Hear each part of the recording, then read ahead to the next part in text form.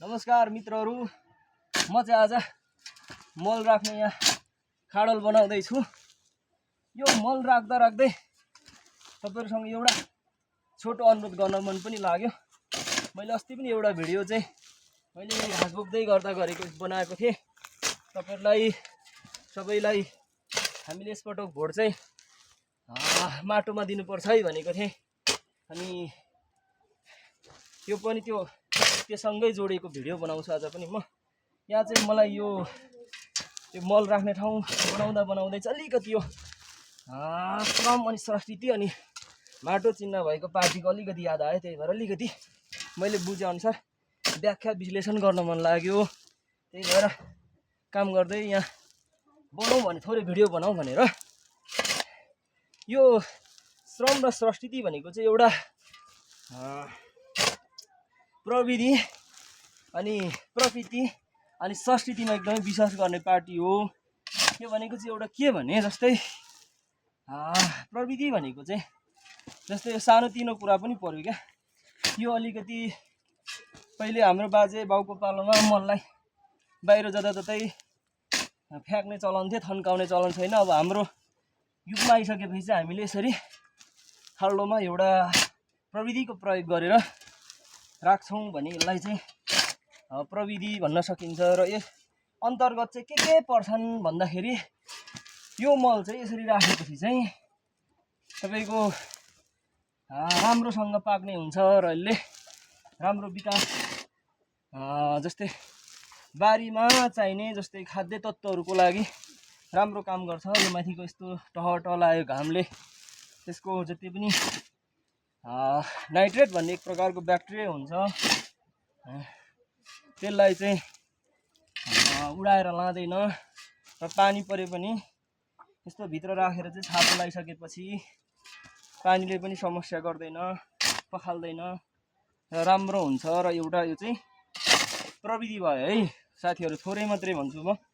र यो प्रविधिको कुरा, प्रविधिलाई चाहिँ हामीले बचाउनु पर्छ। सधैँ प्रकृतिमा चाहिँ हामी जहिले पनि के छ भने बचाउनु पर्छ। र प्रकृतिलाई चाहिँ बचाउनको निमित्त चाहिँ अपनाइने कुराहरू चाहिँ क्रियाकलापहरू चाहिँ हामीले जहिले पनि सकारात्मक गर्नुपर्छ, नकारात्मक गर्नु हुँदैन। त्यसले चाहिँ एक प्रकारको खाल्डोमा मल राखिसकेपछि त्यो जुन काँचो मलहरूमा एक प्रकारको मिथेन भन्ने ग्यास हुन्छ, त्यो ग्यास चाहिँ उडेर सिधै आकाशको चाहिँ एउटा वायुमण्डल भन्ने ठाउँमा गृह ग्यास भन्ने ठाउँमा गएर चाहिँ मिथेन ग्यासले असर पारेर चाहिँ त्यहाँ जलवायुलाई चाहिँ प्रत्यक्ष रूपमा असर पार्नको निमित्त चाहिँ सहयोग गर्दैन। यो यहीँ नै त्यो ग्यास चाहिँ यहीँ बस्छ, त्यो उडेर जाँदैन र जलवायु परिवर्तनमा पनि समस्या हुँदैन। एउटा फाइदा त्यो हुन्छ। अर्को चाहिँ तपाईँको त्यसरी राम्रोसँग बनाएको मलहरू प्रयोग गर्दा विभिन्न प्रकारको चाहिँ जीवाणुहरू जस्तै तपाईँको बाली बिरुवाहरूलाई नष्ट गर्ने खालको एक प्रकारको ढुसीनाशकहरू विभिन्न चाहिँ जीवहरू चाहिँ सर्ने चाहिँ यो मलबाट सर्दैन। र हामीलाई एउटा प्रकृतिमा पर्ने क्षतिहरू, अन्नहरू, बालीहरू जे लाइन्छ जस्तै तरकारी बालीहरूमा पनि नष्ट हुने क्रम चाहिँ कम हुन्छ। त्यसैले गर्दा यसलाई चाहिँ अब प्रकृतिको रूपमा चाहिँ लिन सकिन्छ। र बाँकी रहेको कुरा अब संस्कृति भनेको चाहिँ एउटा के भने के बुझ्नुपर्छ भने हामी जस्तो सर्वसाधारण मान्छेले, म जस्तोले चाहिँ तपाईहरु माथिल्लो स्तरको पनि हुन सक्नुहुन्छ म भन्दा, म जस्तोलाई चाहिँ के भने संस्कृति भनेको चाहिँ एउटा हामी जतिको युवाले चाहिँ यो देशमा काम नगर्ने, जति पनि हामीले 10 एसई गरिसकेपछि अथवा 12 क्लास 11-12 सकेपछि चाहिँ विदेशै जानुपर्छ भन्ने एक प्रकारको संस्कृति बसेको छ। यसलाई चाहिँ अन्त्य गर्छ। किन भन्दा हामी जस्तो सबैले काम गर्न अल्छी गर्दैनौँ क्या, अल्छीपना गर्दैनौँ, यही गर्नुपर्छ। हामीले यही नै विभिन्न प्रविधिहरू अपनाउनु पर्छ र यही विकास गर्नुपर्छ भनेर चाहिँ यसरी गर्यौँ भने चाहिँ हाम्रो संस्कृतिको विकास हुन्छ, हाम्रो चेतनाको विकास हुन्छ।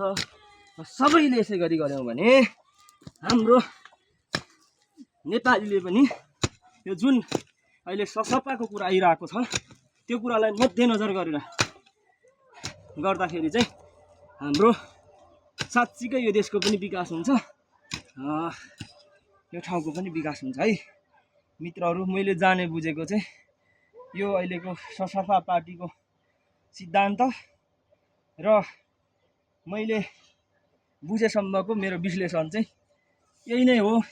त्यसैले गर्दा भोट चाहिँ मैले जहाँ खनेको छु नि मित्रहरू, ठ्याक्कै यो यस्तै माटोको ढिस्को छ, यो अन्जुलीमा भएको माटोको ढिस्को।